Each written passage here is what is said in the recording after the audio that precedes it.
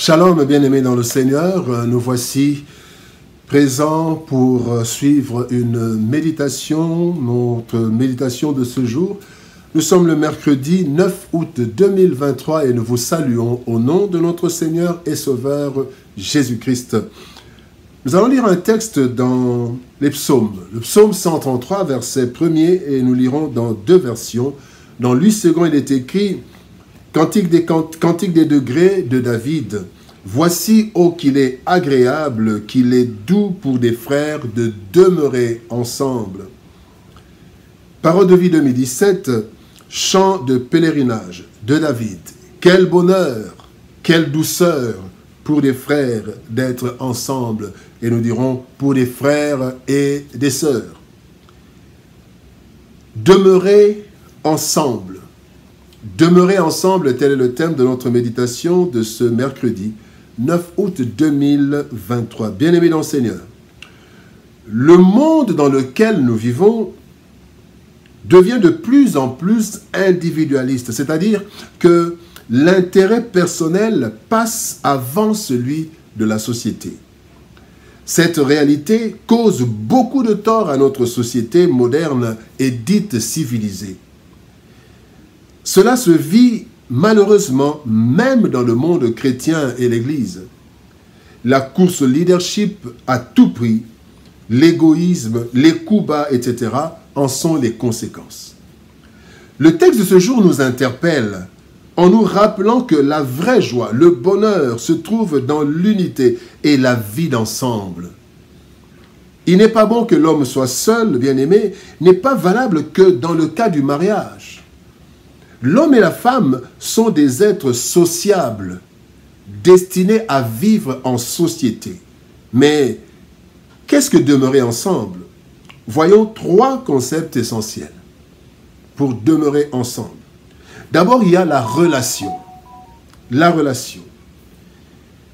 Dans Romains chapitre 12, verset 18, la Bible dit « S'il est possible, autant que cela dépend de vous, soyez en paix avec tous les hommes. » Soignez les relations, soyez en paix avec tous les hommes.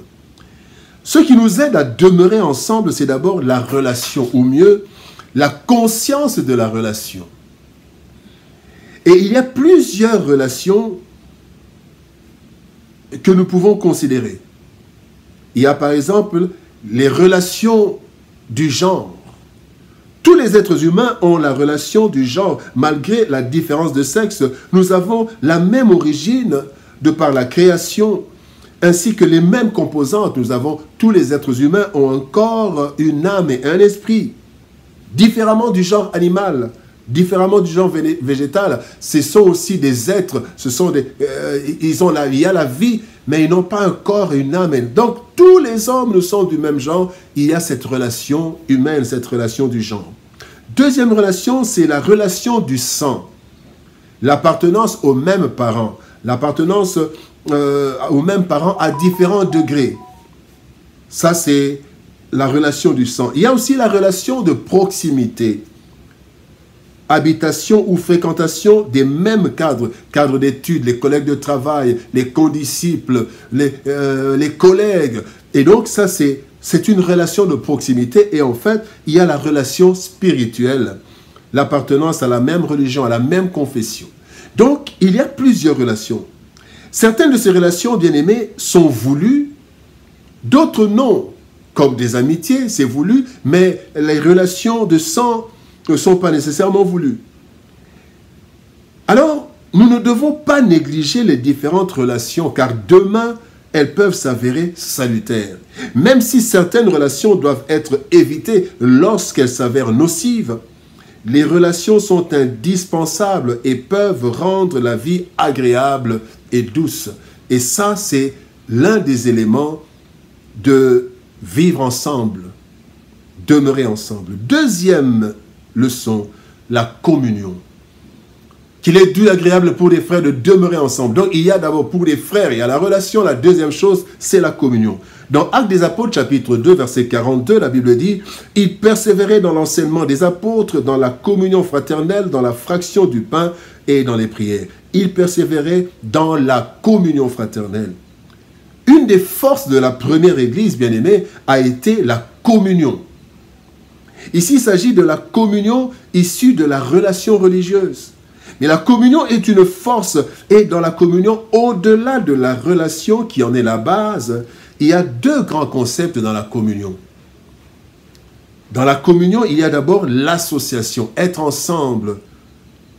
Ici, la communion implique le fait de s'associer, donc de se réunir, de se mettre ensemble, d'être ensemble dans une réunion de prière, dans une réunion. Et là, on est ensemble, cela veut dire aussi on est en communion. Mais le deuxième concept dans la communion, c'est la participation.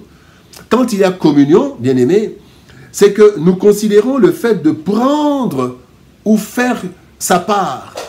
Pour que ça réussisse, pour qu'il soit doux et agréable pour les frères de demeurer ensemble, il faut une participation. Chacun doit y mettre du sien.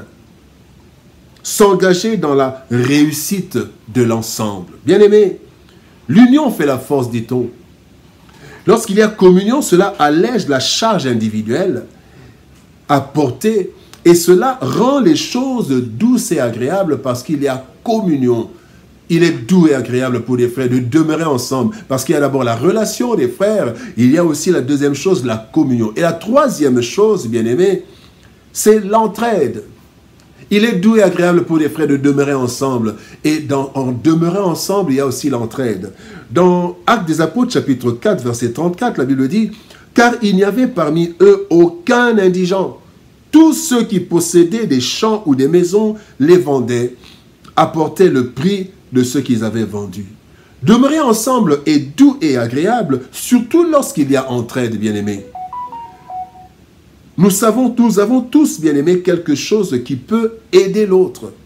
Et nous avons tous besoin de certaines choses que nous n'avons pas et que les autres peuvent nous apporter. Dans la première église, la Bible dit qu'il n'y avait aucun indigent.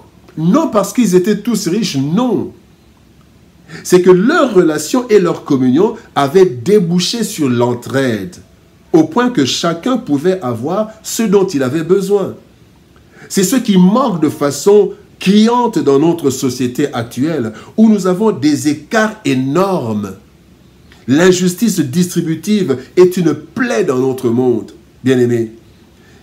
Aider peut sembler dur, pourtant, chaque aide est une semence qui rend agréable et douce la vie de notre prochain. Et quand aussi nous sommes aidés, entraidés, bien-aimés, cela rend notre vie agréable et douce. Bien-aimés, et quand nous demeurons ensemble et que nous nous entraidons, chaque aide à l'autre est une semence qui portera du fruit tôt ou tard. Voilà pourquoi il est agréable et doux de demeurer ensemble, là où il y a la relation, là où il y a la communion, là où il y a l'entraide. Bien-aimés dans le Seigneur. Demeurer ensemble est une chose agréable et douce qui malheureusement manque dans notre monde actuel. Pour que cela soit effectif, il faut que chacun réalise qu'il ne peut vivre sans les autres et ainsi considérer les différentes relations naturelles ou créées. Ces relations doivent aboutir à la communion et à l'entraide, ce qui rendra réellement la vie douce et agréable, car Dieu nous a créés en tant que des êtres sociables. Les différentes crises mondiales, bien-aimés, sont les fruits de l'égoïsme et de l'individualisme qui ne peuvent que rendre la vie désagréable. Bien-aimés dans le Seigneur, nous avons besoin de demeurer ensemble, à chacun de faire sa part d'effort pour demeurer ensemble avec les frères et les sœurs. Prions. Éternel Père de gloire, Dieu Tout-Puissant, oui, tu nous dis, Seigneur de gloire, ce jour qu'il est doux et agréable pour les frères de demeurer ensemble. Oui, Seigneur, ô Dieu de gloire, nous avons des relations. Ces relations doivent nous conduire à la communion et la communion à l'entraide. Oui, c'est ainsi que nous verrons, Seigneur éternel, que vivre ensemble, Seigneur, ô Dieu de gloire, est doux et agréable. Aide-nous, Seigneur, à faire chacun sa part. Aide-nous, Seigneur de gloire, à soigner nos relations. Aide-nous à chercher la communion, mais aussi à nous entraider. Afin que, Seigneur de gloire, les grandes différences sociales, Seigneur de gloire, puissent être éliminées et que nous puissions voir la joie de demeurer ensemble. Bénis ta parole et bénis ton peuple, Seigneur, ô Dieu. Au nom de Jésus-Christ, notre Seigneur et Sauveur, nous avons ainsi prié. Amen. Bien-aimés dans le Seigneur, que Dieu nous bénisse. Shalom, au revoir, et par la grâce de Dieu, nous nous retrouvons demain pour une nouvelle méditation. Shalom et au revoir.